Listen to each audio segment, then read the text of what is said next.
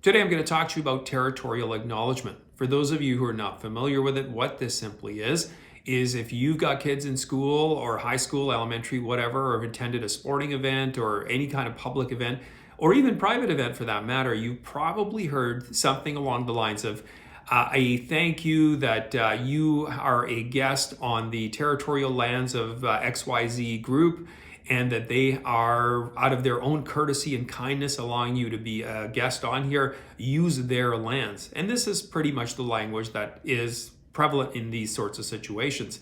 Now, I came to Canada in the 70s from India, and when I got here, we never used to have anything like this. It wasn't even in the 80s. It wasn't until I would say in the 2010s and beyond that we started hearing this sort of language. And when it first started appearing, I said, why are we doing this? What's the whole purpose of this? I was told constantly, well, it's just acknowledging the wrongs that were done in the past, and that's all it really is for. Okay, all right, fair enough. Now, I was always told that I only really need to say sorry once, not repeatedly over and over and over again. And if I'm constantly repeating the mantra of, I'm a guest on your lands, and thank you for allowing me to use your lands, I got to think there's more to it. Now, if you're in your 60s, 70s, and 80s, and you've lived and not familiar with this prior to all of this, you wouldn't think much of it in that sense that if somebody said to you, hey, you owe me for this because you used my land, you'd be like, no, I don't think so. I think you guys have had the Department of Indian Affairs. You've gotten a lot of money over the years. And the issue primarily with a lot of the reservations and bands isn't the fact that they don't get enough money, it's how the money is being spent. But that's a video for a whole different day, and we can certainly discuss that.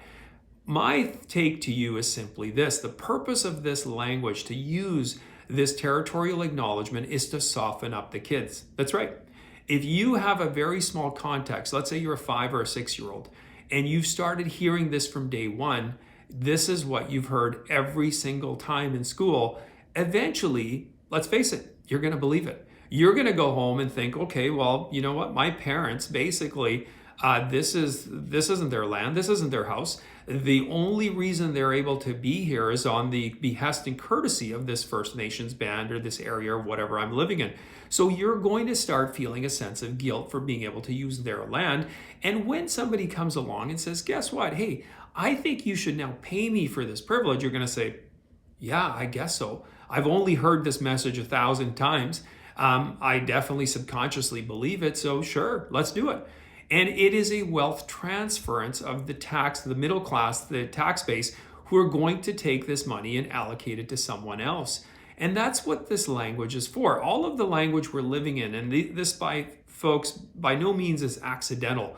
These groups that are these special interest group, these leftist, Marxist, socialist, communist people, their goal is simply to divide people and to create this mindset of this elite bourgeois class and this, essentially oppressor victim class.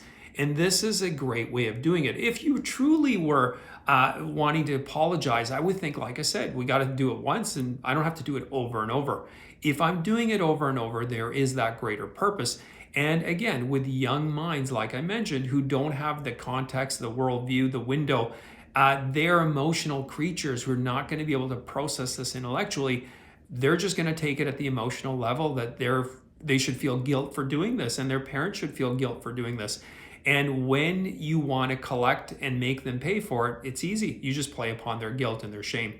And this is how I view it. I would love to hear your thoughts on this, if this is what you think is happening as well. Because this generation, these young people, are ultimately going to be asked as they get older to pay for these programs. And it's not like the money's going to come out of thin air somewhere. It's the taxpayer, it's somebody else who pays for somebody else.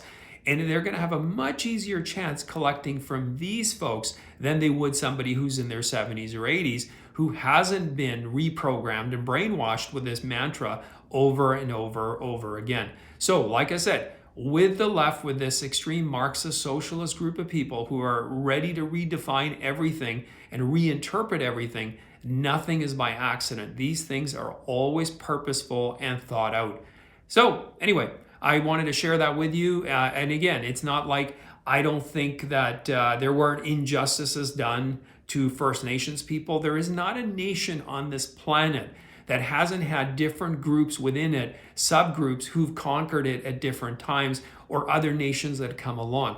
Not one single place. And even here in Canada, the First Nations weren't all living in peace and harmony. There was war amongst them. They were conquering one another. So if we want to do blood guilt and we want to go back to reparations, we can go back and back and back. It never ends since the beginning of time.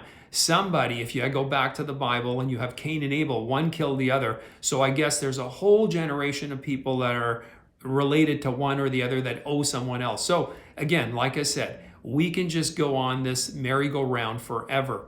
But the end of the day, if we want to move on as a society, if we want to work together, we have to realize that dividing one another and pitting us against one another is never going to be a solution that's going to solve anything ultimately for the long run.